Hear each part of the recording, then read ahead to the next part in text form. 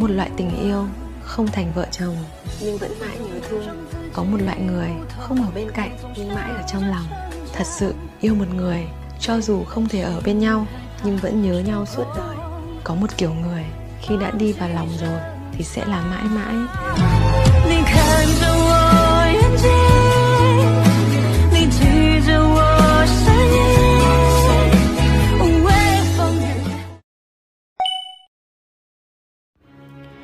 Phụ nữ à, tại sao chúng ta nhất định phải cười? Cho dù lúc bản thân bất lực nhất cũng phải cười. Bởi vì cuộc đời này không chia lo to, lo cô những chỉ mua tu,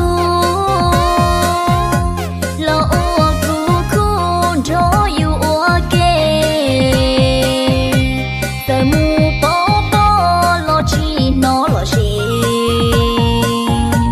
chỉ yêu chỉ mua luôn trao là non yêu bê. Buồn đau đầu rong rong cái chỉ yêu cô. Hồi chơi si bẩn cũ tư giờ có thơ tu luận gạo ổ su tao có sắc kê xí ru có dọa lì tu lo lắng chữ khăn của cô là lúc cô xưa mà năng gì nhỉ tại hai tiếng cũ chỉ lo chỉ xia để xí lu xia rong thiệt thiên na tao lu lên từ lời yang chỉ đa.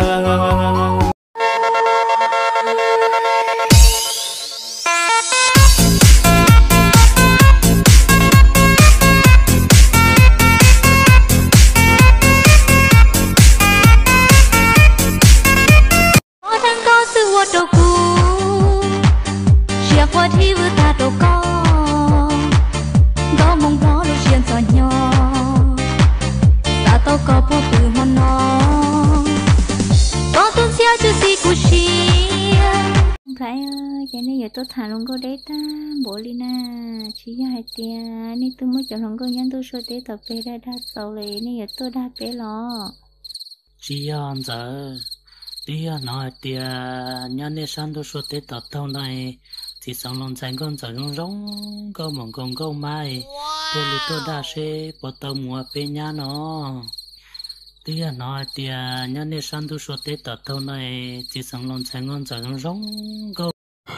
Wow, chị tôi bỏ nên tụi nó sẽ nên ở hai rô lì na nên mà trong câu thì tiền đi lỡ